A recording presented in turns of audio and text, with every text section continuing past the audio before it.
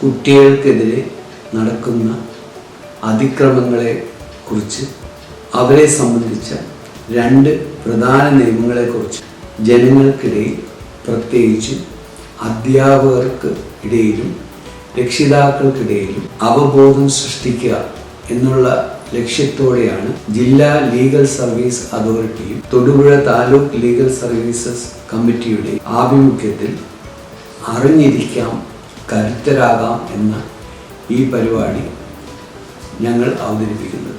2 പ്രധാനപ്പെട്ട നിയമങ്ങളുടെ പ്രധാനപ്പെട്ട കാര്യങ്ങൾ, ജനങ്ങൾ അത്യാവശ്യം മനസ്സിലാക്കേണ്ട കാര്യങ്ങൾ ഉൾക്കൊള്ളിച്ചുകൊണ്ടാണ് ഞങ്ങൾ ഈ പരിപാടി തയ്യാറാക്കിയിരിക്കുന്നത്. അധ്യാപകരും രക്ഷിതാക്കളും ഇത് പരമാവധി പ്രയോജനപ്പെടുത്തണമെന്ന് അഭ്യർത്ഥിക്കുന്നു. പ്രിയപ്പെട്ട കൂട്ടുകാരെ, ഏവർക്കും നമസ്കാരം. ഓൺലൈൻ ക്ലാസ്സുകൾ തുടങ്ങിയിട്ട് 2 മാസമായി. ഒരു ദിവസം 2-3 മണിക്കൂറൊക്കെ കുറഞ്ഞത് കുട്ടികൾ മൊബൈലിലോ TV-യിലോ ഒക്കെ ക്ലാസ്സിൽ ഇരിക്കുന്നുണ്ട്. ഇതുകൂടാതെ ഇനിയും ക്ലാസ് എടുക്കുകയാണോ എന്ന് നിങ്ങൾ പേടിക്കുന്നുണ്ടാവും. അല്ല എന്ന് ആദ്യമേ പറയാം. കാരണം നമ്മൾ ക്ലാസ്സിൽ ഇരിക്കുന്നത് എന്തിനാണ്? അവിടെ പഠിക്കുന്നതൊക്കെ പഠിച്ച് പരീക്ഷ എഴുതി നല്ല മാർക്ക് വെക്കും. എന്നാൽ ഇവിടെ പറയാൻ പോകുന്നത് അതിനുവേണ്ടി ഒന്നുമല്ല. നമ്മുടെ ജീവിതത്തിൽ അറിഞ്ഞിരിക്കേണ്ട ചില നിയമവശങ്ങൾ. കുട്ടികളെ വീട്ടിലോ സ്കൂളിലോ ആരെങ്കിലും ഉപദ്രവിച്ചാൽ അവർക്കുള്ള ശിക്ഷ എന്താണ്, എന്തൊക്കെ ഉപദ്രവമാണ് കുറ്റകരമാകുന്നത് തുടങ്ങിയ കാര്യമാണ് ഇവിടെ നോക്കുന്നത്. നിയമം എന്ന് കേൾക്കുമ്പോൾ കുട്ടികൾക്ക് ഇതിലിപ്പോൾ എന്താ കാര്യം തോന്നുന്നുണ്ടോ? തോന്നിയാലും കുഴപ്പമൊന്നുമില്ല. ഒരു ഉദാഹരണം പറയാം. നിങ്ങൾ ഒരു സൈക്കിൾ ഓടിച്ചു തുടങ്ങുന്നത് എത്രാം ക്ലാസ്സിലായിരിക്കും? 2ാം ക്ലാസ്സിലോ 3ാം ക്ലാസ്സിലോ ഒക്കെ ആകുമല്ലോ. കുറച്ച് കഴിയുമ്പോൾ നിങ്ങൾക്ക് പൊക്കം വെക്കും. അപ്പോൾ ആ സൈക്കിൾ മതിയാകാതെ വരും. അങ്ങനെ 6-ലോ 7-ലോ ഒക്കെ എത്തുമ്പോൾ നിങ്ങൾ കുറച്ചുകൂടി പൊക്കമുള്ളൊരു സൈക്കിൾ വാങ്ങും. ഒന്ന് ആലോചിച്ച് നോക്കും. അത്രയും പൊക്കം പോരെ ഒരു സ്കൂട്ടർ ഓടിക്കാൻ? പ്രത്യേകിച്ച് ഗിയറൊന്നും ഇല്ലാത്ത ആക്റ്റീവ് പോലത്തെ ഒരു സ്കൂട്ടർ ഓടിക്കാൻ. എന്നാൽ പൊക്കം വെച്ചല്ലോ എന്ന് കരുതി വീട്ടുകാർ സ്കൂട്ടർ നിങ്ങൾക്ക് ഓടിക്കാൻ തരുമോ?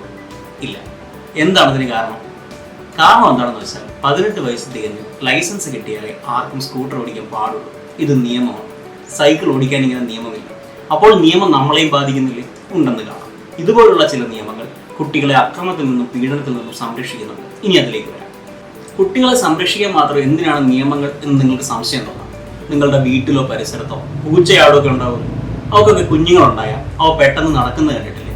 എന്താ നമ്മൾ മനുഷ്യരുടെ കുട്ടികൾക്ക് അത്ര വേഗം നടക്കാനാവും? ഇല്ല. അതുപോലെ എല്ലാ ഘട്ടങ്ങളിലും മനുഷ്യരായ കുട്ടികൾക്ക് കൂടുതൽ കെയറും അറ്റൻഷനും ആവശ്യമുണ്ട്. ഇതുകൊണ്ടൊരു കുട്ടിയെ പരിചരിക്കൽ, വേണ്ട വിദ്യാഭ്യാസം കൊടുക്കലൊക്കെ മാതാപിതാക്കളുടെയും സ്കൂൾ അധികൃതരുടെയും സർക്കാരിൻ്റെയും ഒക്കെ ഉത്തരവാദിത്തമാണ്. അതായത് സ്വന്തമായി വരുമാനം കണ്ടെത്താനും ജീവിക്കാനും പ്രാപ്തരാകുന്നതുവരെ കുട്ടികൾക്ക് മറ്റു പലരുടെയും സംരക്ഷണം ആവശ്യമുണ്ട്. ഇത് മുതിർന്നവരുടെ ഉത്തരവാദിത്തമാണ് എന്നതുകൊണ്ട് തന്നെ കുട്ടികളെ ഒരു തരത്തിലും ഉപദ്രവിക്കാനും പാടില്ല. അത്തരം ഉപദ്രവങ്ങൾ കുറ്റകരമാണ് തന്നെ. നമ്മുടെ രാജ്യത്തെ 39% ജനസംഖ്യയും കുട്ടികളാണെന്നാണ് കാണുന്നത്. കുട്ടികളുടെ സംരക്ഷണത്തിനായി ധാരാളം നിയമങ്ങളും നിലവിലുണ്ട്. ഭരണഘടനയിലെ മൗലിക അവകാശങ്ങൾ കുട്ടികൾക്ക് ബാധകമാണ് എന്ന് മാത്രമല്ല, കുട്ടികൾക്കായി ചില പ്രത്യേക അവകാശങ്ങളും ഭരണഘടന ഉറപ്പു നൽകുന്നു.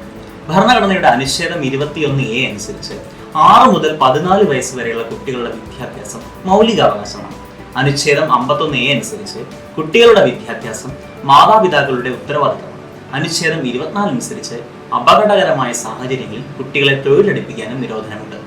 ആർട്ടിക്കിൾ 39F അനുസരിച്ച് കുട്ടികളുടെ ആരോഗ്യകരമായ വളർച്ചയ്ക്കും അവസരങ്ങൾക്കും വേണ്ടി നയങ്ങൾ രൂപീകരിക്കേണ്ടത് സർക്കാരിന്റെ ഉത്തരവാദിത്വമാണ്. കുട്ടികളെ ഉപദ്രവിക്കുന്നതും പീഡിപ്പിക്കുന്നതും തടയാനുള്ള 2 പ്രധാന നിയമങ്ങളാണുള്ളത്. ഒന്ന് juvenile justice act, 2 PoCSO act. നിയമങ്ങളുടെ പേര് കേട്ട് പേടിക്കൊന്നും വേണ്ട. ആദ്യമേ പറഞ്ഞ പോലെ ഇത് പരീക്ഷ എഴുതാൻ വേണ്ടി പഠിക്കുന്നതല്ല എന്നതുകൊണ്ട് തന്നെ ഈ ആക്ടിലെ ഇന്ന വകുപ്പനുസരിച്ച് ഒരാളെ ശിക്ഷിക്കാമെന്നത് നിങ്ങൾ കാണാപ്പാഠം പഠിക്കേണ്ടതില്ല. മറിച്ച് നിങ്ങളെയോ നിങ്ങളുടെ കൂട്ടുകാരെയോ ആരെങ്കിലും ഉപദ്രവിക്കുകയോ പീഡിപ്പിക്കുകയോ ചെയ്താൽ അതിൽ തെറ്റുണ്ടെങ്കിൽ പരാതിപ്പെടണമെങ്കിൽ എന്താണ് കുറ്റകരമെന്ന് അറിയണമല്ലോ. അതിനാണ് ഇവയൊക്കെ മനസ്സിലാക്കേണ്ടത്. ആദ്യം ജുവനൈൽ ജസ്റ്റിസ് ആക്ടിൽ തുടങ്ങാം. ജുവനൈൽ എന്നത് 18 വയസ്സ് തികയാത്ത കുട്ടി എന്നാണ് അർത്ഥം. ജസ്റ്റിസ് എന്നാൽ നീതി. അപ്പോൾ കുട്ടികളുടെ നീതിയാണ് ഈ ആക്ടിന്റെ ലക്ഷ്യമെന്നർത്ഥം. ഇനി കുറ്റകരമായത് എന്തൊക്കെയാണെന്ന് നോക്കാം. ഈ ആക്ടിലെ 75-ാം വകുപ്പ് അനുസരിച്ച് ഒരു കുട്ടിയോടുള്ള ക്രൂരത കുറ്റകരം എന്ന് വെച്ചാൽ ഒരു കുട്ടി ആരുടെ സംരക്ഷണത്തിലാണ് ഉള്ളത് അവർ തന്നെ കുട്ടിയെ ആക്രമിക്കുകയോ തടഞ്ഞു വെക്കുകയോ ദുരുപയോഗം ചെയ്യുകയോ ചെയ്യുക, അല്ലെങ്കിൽ കുട്ടിയെ യാതൊരു കെയറുമില്ലാതെ അശ്രദ്ധ കാണിക്കുകയോ കുട്ടിയെ നോക്കുക എന്ന ഉത്തരവാദിത്തം നിർവഹിക്കാതിരിക്കുകയോ ചെയ്യുക. ഇതുമൂലം കുട്ടിക്ക് മാനസികമായോ ശാരീരികമായോ ബുദ്ധിമുട്ടുണ്ടാകുകയോ ചെയ്താൽ ഇത്തരം പ്രവൃത്തി 3 വർഷം വരെ തടവോ 1 ലക്ഷം രൂപ വരെ ഫൈനും ഈടാക്കാവുന്ന കുറ്റമാണ്. ഇത് കേൾക്കുമ്പോൾ നിങ്ങൾക്കൊരു സംശയം തോന്നാം. കുട്ടികളുടെ സംരക്ഷണ ചുമതല സാധാരണഗതിയിൽ മാതാപിതാക്കൾക്കാണല്ലോ. അവർ വഴക്ക് പറയുന്നതോ ചെറുതായി അടിക്കുന്നതോ ഒക്കെ കുറ്റകരമാകുമോ എന്ന്. അത്രയും ചെറിയ കാര്യങ്ങളല്ല കുറ്റകരമാകുന്നത്. മറിച്ച് മാരകായുധങ്ങൾ വെച്ച് കുട്ടിയെ പരിക്കേൽപ്പിക്കുക, എടുത്തെറിയുക, കെട്ടിയിടുക, ഭക്ഷണം കൊടുക്കാതിരിക്കുക, ഒറ്റയ്ക്ക് പൂട്ടിയിടുക തുടങ്ങിയ പ്രവർത്തികൾ മാതാപിതാക്കൾ ചെയ്താലും കുറ്റകരം തന്നെയാണ്. ഇപ്പോൾ കൊറോണയുടെ നിയന്ത്രണമൊക്കെ നിലനിൽക്കുന്നതിനാൽ നിങ്ങൾക്കോ കൂട്ടുകാർക്കോ ഇത്തരം ഉപദ്രവങ്ങൾ നേരിട്ടാൽ സ്കൂളിലൊന്നും ചെന്ന് പറയാൻ കഴിയില്ലോ എന്ന് കരുതി വിഷമിക്കേണ്ട. അതിനുള്ള പരിഹാര മാർഗങ്ങൾ വഴിയെ പറയാം. ഈ ആക്ടിലെ തന്നെ 77-ാം വകുപ്പ് അനുസരിച്ച് കുട്ടികൾക്ക് മദ്യമോ മയക്കുമരുന്നോ പോലുള്ള വസ്തുക്കൾ കൊടുക്കുന്നത് 7 വർഷം വരെ തടവ് ലഭിക്കാവുന്ന കുറ്റമാണ്. എന്നാൽ ഏതെങ്കിലും അസുഖത്തിന് ഡോക്ടർമാർ നിർദ്ദേശിക്കുന്ന മരുന്നുകൾ നൽകുകയും ചെയ്യാം. ഇനി വളരെ പ്രധാനപ്പെട്ട മറ്റൊരു കാര്യം പറയാം. നിങ്ങൾ സ്കൂളിലോ ട്യൂഷനിലോ മതപഠന സ്ഥാപനങ്ങളിലോ ഒക്കെ എന്തെങ്കിലും ചെറിയ തെറ്റ് ചെയ്തെന്നിരിക്കട്ടെ, നിങ്ങളെ ഡിസിപ്ലിൻ പഠിപ്പിക്കാനായി ഇത്തരം സ്ഥാപനങ്ങളിലെ അധ്യാപകരോ മറ്റോ നിങ്ങളെ ശാരീരികമായി ശിക്ഷിച്ചാൽ അത് ജുവനൈൽ ജസ്റ്റിസ് ആക്ടിലെ 82-ാം വകുപ്പ് അനുസരിച്ച് കുറ്റകരമാണ്. ഓർക്കുക, ചെറുതായി അടിക്കുന്നതല്ല, ക്രൂരമായി അടിക്കുകയോ മർദ്ദിക്കുകയോ ഒക്കെയാണ് കുറ്റകരം. ഈ ആക്ടിൽ പറയുന്ന ഏത് കുറ്റവും എന്തെങ്കിലും മാനസികമോ ശാരീരികമായ പരിമിതികളോ അസ്വസ്ഥതകളോ ഉള്ള കുട്ടികളോടാണ് ചെയ്യുന്നതെങ്കിൽ നേരത്തെ പറഞ്ഞ ശിക്ഷയുടെ ഇരട്ടിയായിരിക്കും ശിക്ഷ. എന്ന് വെച്ചാൽ അംഗവൈകല്യമുള്ള കുട്ടികളെയും മാനസികമായി വളർച്ചയെത്താത്തതുമായ കുട്ടികളെയും ഉപദ്രവിക്കുന്നത് നിയമം കൂടുതൽ സീരിയസ് ആയിട്ട് കാണുന്നതെന്നാണ്. ഈ ആക്ടിൽ തന്നെ കുട്ടികൾ കുറ്റകൃത്യം ചെയ്തു എന്ന് സംശയിക്കപ്പെട്ടാൽ എന്ത് ചെയ്യണം, സംരക്ഷണം ആവശ്യമുള്ള കുട്ടികൾക്ക് വേണ്ടി എന്തൊക്കെ ചെയ്യണം എന്നൊക്കെ പറയുന്നുണ്ട്. കുട്ടികളുടെ അവകാശങ്ങൾ മാത്രമല്ല, കുറ്റങ്ങൾ ചെയ്താൽ എന്തൊക്കെ ശിക്ഷാ നടപടികൾ സ്വീകരിക്കണമെന്നും ഇതേ ആക്ടിൽ വിശദീകരിക്കുന്നുണ്ട്. നമ്മുടെ വിഷയം അതല്ല എന്നതുകൊണ്ട് മാത്രം അതിലേക്കൊന്നും പോകുന്നില്ല. നമുക്കിനി അടുത്ത ആക്ടിലേക്ക് പോകും. അടുത്തത് പോക്സോ ആക്ട്. പോക്സോ എന്നാൽ PoCSO എന്നതിന്റെ ചുരുക്കെഴുതാം. ഇതിന്റെ full form protection of children from sexual offence എന്നാണ്. പേര് കേട്ട് പേടിയൊന്നും വേണ്ട. ഇതിന്റെ അർത്ഥം ഇത്രയേ ഉള്ളൂ: ലൈംഗികമായ കുറ്റകൃത്യങ്ങളിൽ നിന്ന് കുട്ടികളെ സംരക്ഷിക്കുക എന്നത്. ഈ ആക്ടിലേക്ക് കടക്കുന്നതിന് മുമ്പ് ഒരു കാര്യം പറയാം. എന്താണ് സെക്സ് അഥവാ ലൈംഗികത എന്ന് പറഞ്ഞാൽ? പ്രായപൂർത്തിയായ ആണും പെണ്ണും പരസ്പര സമ്മതത്തോടെയും ഇഷ്ടത്തോടെയും സ്നേഹം പങ്കിടുന്ന ഒരു രീതിയാണ്. അതിലൂടെയാണ് ഒരു കുട്ടി ജനിക്കുന്നത് തന്നെ. നിയമപരമായ ഇത്തരം പ്രവൃത്തികൾ പ്രായപൂർത്തിയായ ആളുകളെ ചെയ്യാൻ പാടുള്ളൂ. 18 വയസ്സ് തികയാത്ത ഒരു ആൺകുട്ടിയെയോ പെൺകുട്ടിയെ കൊണ്ട് ഇത്തരം പ്രവൃത്തികൾ ചെയ്യിക്കുന്നതോ അതിനെ പ്രേരിപ്പിക്കുകയോ ചെയ്യുന്നത് വലിയ കുറ്റകൃത്യമാണ്. ഇത്തരം കാര്യങ്ങളാണ് ഈ ആക്ടിൽ പറയുന്നത്. ഇവിടെ കുറ്റകരമായ പ്രവൃത്തികൾ പറയാം. നമ്മുടെയൊക്കെ ശരീരത്തിൽ പ്രൈവറ്റ് പാർട്സ് അഥവാ സ്വകാര്യ ഭാഗങ്ങളുണ്ട്. Lips, chest, between the legs, buttocks എന്നിവയാണ് ആ ഭാഗങ്ങൾ. ഈ ഭാഗങ്ങളിൽ നല്ല ഉദ്ദേശത്തോടെയും ചീത്ത ഉദ്ദേശത്തോടെയും തൊടാം. ഉദാഹരണത്തിന് അച്ഛനോ അമ്മയോ കുളിപ്പിക്കുമ്പോൾ തൊടുന്നതും ഒരു ഡോക്ടർ ചികിത്സയുടെ ഭാഗമായിട്ടൊക്കെ തൊടുന്നതും ഒക്കെ നല്ല ഉദ്ദേശത്തിലായിരിക്കും. എന്നാൽ ഇതൊന്നുമല്ലാതെ ഇത്തരം ഭാഗങ്ങളിൽ ആർക്കും തൊടേണ്ട കാര്യമില്ലല്ലോ. അതുപോലെ ചീത്ത ദൃശ്യങ്ങൾ കാണിച്ചു തരേണ്ട കാര്യവുമില്ല. നമ്മുടെ ഡ്രസ്സ് ഇല്ലാത്ത ഫോട്ടോ എടുക്കാനും പാടുള്ളത്. ഇതൊക്കെ കുറ്റകരമാണ്. ഈ ആക്ടിലെ 3-ാം വകുപ്പ് അനുസരിച്ച് ഒരാൾ അയാളുടെ ലൈംഗിക അവയവമുണ്ടോ മറ്റെന്തെങ്കിലും അവയവമുണ്ടോ ഒരു കുട്ടിയുടെ ലൈംഗിക അവയവമായി ചേർത്ത് വെക്കുന്നതോ ഇത്തരം പ്രവൃത്തി ചെയ്യാൻ കുട്ടിയെ പ്രേരിപ്പിക്കുകയോ ചെയ്യുന്നത് 7 വർഷം മുതൽ ജീവപര്യന്തം വരെ തടവ് ലഭിക്കാവുന്ന കുറ്റമാണ്. ലൈംഗിക അവയവം എന്നതുകൊണ്ട് നമ്മൾ നേരത്തെ പറഞ്ഞു പ്രൈവറ്റ് പാർട്സ് എന്നാണ് മനസ്സിലാക്കിയത്. ഈ ആക്ടിലെ തന്നെ 7-ാം വകുപ്പ് അനുസരിച്ച് ഒരാൾ ലൈംഗികമായ ഉദ്ദേശത്തോടു കൂടി ഒരു കുട്ടിയുടെ ലൈംഗിക അവയവത്തെയോ മറ്റേതെങ്കിലും അവയവങ്ങളെയോ സ്പർശിച്ചാൽ അത് 3 വർഷം മുതൽ 5 വർഷം വരെ തടവ് ലഭിക്കാവുന്ന കുറ്റമാണ്. ഇവിടെ ഓർക്കേണ്ട കാര്യം, കുട്ടികളെ ബന്ധുക്കളോ മാതാപിതാക്കളോ സ്നേഹിക്കുന്നത് പതിവാണെങ്കിലും അവരെ മുതിർന്നവർ ചെയ്യുന്ന ലൈംഗികമായ പ്രവൃത്തികൾക്ക് വിധേയമാക്കരുത് എന്നാണ്.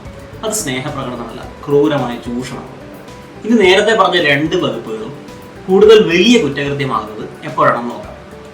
ഇത്തരം പ്രവൃത്തികൾ കുട്ടിയോടൊരു ഗ്യാങ്ങായി ചേർന്ന് ചെയ്യുക, ഇതിനായി മാരകായുധങ്ങൾ ഉപയോഗിക്കുക തുടങ്ങിയവയാണ് കുറ്റകൃത്യത്തെ കൂടുതൽ ഗുരുതരമാക്കുക. ഇനി ചില ആളുകൾ ഈ കുറ്റകൃത്യം ചെയ്താലും അതും ഗുരുതരമാകും. ഉദാഹരണത്തിന് ഒരു പട്ടാള ഓഫീസർ, പോലീസ് ഓഫീസർ, ഹോസ്പിറ്റൽ അധികൃതർ തുടങ്ങിയവർ. ഇനി പറയുന്നത് കൂടുതൽ ശ്രദ്ധിക്കണം കൂട്ടുകാരെ. പൊതുവെ കുട്ടികൾക്കെതിരെയുള്ള ഇത്തരം പ്രവൃത്തികൾ ചെയ്യുക കുട്ടിയെ അറിയുന്നവർ തന്നെയാണ് എന്നതാണ് കൂടുതൽ സങ്കടകരമായ കാര്യം.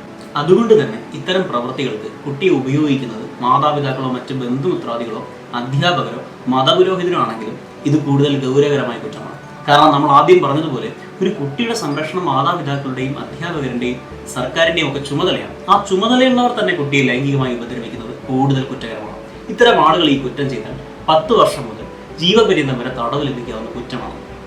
ഈ ആക്ട് അനുസരിച്ച് കുട്ടികളെ ലൈംഗികമായ പ്രവൃത്തികളിൽ ഏർപ്പെടുത്തി അശ്ലീല ചിത്രീകരണം നടത്തുന്നത് 5 വർഷം വരെ തടവ് ലഭിക്കാവുന്ന കുറ്റമാണ്. കുട്ടിയുടെ ലൈംഗിക അവയവങ്ങൾ മൊബൈൽ പോലുള്ള ക്യാമറകളിൽ ചിത്രീകരിക്കാനും പാടുള്ളതല്ല. ഇത്തരം കുറ്റങ്ങൾ തന്നോട് ആരെങ്കിലും ചെയ്തു എന്നൊരു കുട്ടി പറഞ്ഞാൽ അത് പോലീസിനെയോ മറ്റ് അധികൃതരെയോ അറിയിക്കേണ്ടത് കുട്ടിയുടെ ഉത്തരവാദിത്തമുള്ള മാതാപിതാക്കളുടെയോ സ്കൂൾ അധികൃതരുടെയോ ഉത്തരവാദിത്തമാണ്. അങ്ങനെ ചെയ്യാതിരുന്നാൽ അത് 1 വർഷം വരെ തടവ് ലഭിക്കാവുന്ന കുറ്റവും. മാത്രവുമല്ല, ചിലർ ഫേക്ക് ആയി കുട്ടികളെ കൊണ്ട് ഇത്തരം പരാതികൾ കൊടുക്കാൻ നിർബന്ധിക്കും. അതായത് നടക്കാത്തൊരു ഉപദ്രവം നടന്നു എന്ന് കുട്ടിയെ കൊണ്ട് പരാതി കൊടുപ്പിക്കും. അതും കുട്ടികളെ ചൂഷണം ചെയ്യലാണ്. ഇങ്ങനെ ചെയ്താൽ അത് 6 മാസം വരെ തടവ് ലഭിക്കാവുന്ന കുറ്റമാണ്. ഇത്തരം കുറ്റങ്ങൾ തങ്ങളോട് ആരെങ്കിലും ചെയ്തു എന്ന് സംശയം തോന്നിയാൽ എവിടെ പരാതിപ്പെടുന്നത് നിങ്ങൾക്ക് സംശയം തോന്നാം. ആദ്യമേ ചെയ്യേണ്ടത് വീട്ടുകാരെയോ സ്കൂൾ അധികൃതരെയോ അറിയിക്കുക എന്നതാണ്. ഇനി വീട്ടുകാർ പരാതിപ്പെടാൻ സമ്മതിക്കുന്നില്ല എങ്കിൽ എന്ത് ചെയ്യും? ഇപ്പോൾ ലോക്ക്ഡൌൺ പോലുള്ള സന്ദർഭങ്ങളിൽ സ്കൂളിൽ പോകാനും കഴിയുന്നില്ല, വീട്ടുകാർ തന്നെയാണ് കുറ്റം ചെയ്തതെങ്കിൽ അവരിത് പുറത്തറിയാൻ സമ്മതിക്കില്ലല്ലോ. ഇതേ കുറ്റം സ്കൂൾ അധികൃതരും ചെയ്യും. അപ്പോൾ 1098 എന്ന നമ്പറിൽ ചൈൽഡ് ലൈൻ അധികൃതരെ വിളിച്ചാൽ മതിയോ? അവരിത് പോലീസിനെയോ മറ്റധികൃതരെയോ അറിയിച്ചു കൊടുക്കും. ഇനി ഒരു കാര്യം പറയാനുള്ളത് ബാലവിവാഹവുമായി ബന്ധപ്പെട്ടാണ്. പ്രായപൂർത്തിയാകാത്ത ആൺകുട്ടിയുടെയും പെൺകുട്ടിയുടെയും വിവാഹം കുറ്റകരമാണെന്ന് അറിയാമല്ലോ. എന്നാൽ ചില സമുദായങ്ങളിൽ പ്രായപൂർത്തിയാവുന്നതിന് മുമ്പ് തന്നെ ആൺകുട്ടിയും പെൺകുട്ടിയും വിവാഹം ചെയ്യുന്നത് ആചാരമാണ്. അവരതിൽ ഒരു തെറ്റും കാണുന്നില്ല. എന്നാൽ നമ്മൾ ഓർക്കേണ്ടത് മത ആചാരമാണ് എന്നതുകൊണ്ട് നിയമവിരുദ്ധമായി ആർക്കും ഒന്നും ചെയ്യാനാവില്ല എന്നാണ്. നമ്മുടെ ഭരണഘടന എല്ലാ വിശ്വാസങ്ങളെയും ബഹുമാനിക്കുമ്പോഴും നീതിക്ക് നിരക്കാത്ത ഒന്നും അനുവദിക്കില്ല. മാത്രവുമല്ല, പ്രായപൂർത്തിയാകാതെ ഒരു പെൺകുട്ടിയെ വിവാഹം കഴിച്ച് അവൾ ഗർഭിണിയായാൽ പിന്നെ കുട്ടിയെ നോക്കലും മറ്റുമായി അവരുടെ ജീവിതം മാറും. അവർക്ക് പിന്നെ വിദ്യാഭ്യാസമൊക്കെ ബുദ്ധിമുട്ടാകും. അതുപോലെ തന്നെ പ്രായപൂർത്തിയാകാതെ ഒരു പെൺകുട്ടി ഗർഭിണിയായാൽ അതിന് കാരണക്കാരനാകുന്ന ആൾ ഇനി ആചാരങ്ങൾ പ്രകാരം അവളെ കല്യാണം കഴിച്ച ഭർത്താവാണെങ്കിൽ അയാൾക്കെതിരെ പോക്സോ നിയമം അനുസരിച്ച് കേസെടുക്കണം. ഈ കേസിൽ പ്രതി ചേർക്കപ്പെടുന്നതോടെ ജയിലും കോടതിയും ഒക്കെയായി ഒരു കുടുംബം തന്നെ അനാഥമാകുന്ന സ്ഥിതിയുണ്ട്. അതുകൊണ്ട് ഇത്തരം വിവാഹങ്ങൾ നടക്കാതിരിക്കാൻ നമ്മുടെ പ്രദേശത്തുള്ള ഇത്തരം സമുദായങ്ങളുടെ ഇടയിൽ പരമാവധി ബോധവൽക്കരണം നടത്തണം. ഇത്തരം വിവാഹങ്ങൾ നടന്നാൽ ഉടൻ അധികൃതരെ വിവരമറിയിക്കുകയും വേണം. കുട്ടികളുമായി ബന്ധപ്പെട്ട മറ്റൊരു പ്രശ്നം ബാലവേലയാണ്. ഗാന്ധിജി പറഞ്ഞൊരു വാക്യമുണ്ട്: തൊഴിൽ ചെയ്യാൻ പരിശീലിപ്പിക്കാത്ത വിദ്യാഭ്യാസം യഥാർത്ഥ വിദ്യാഭ്യാസമല്ല നമ്മൾ.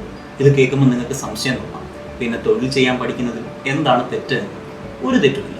എന്നാൽ കുട്ടികളുടെ വിദ്യാഭ്യാസം നഷ്ടപ്പെടുത്തി നിർബന്ധമായി എവിടെയെങ്കിലും പണിയെടുപ്പിച്ചാലോ, അപകടകരമായ സാഹചര്യങ്ങളിൽ ജോലി ചെയ്യിപ്പിച്ചാലോ, മുതിർന്നവരിലും ജോലി ഭാരം കുട്ടികൾക്ക് കൊടുത്താലോ, ഇത്തരം ഉപദ്രവങ്ങൾ തടയാനാണ് ഇവിടെ നിയമമുള്ളത്.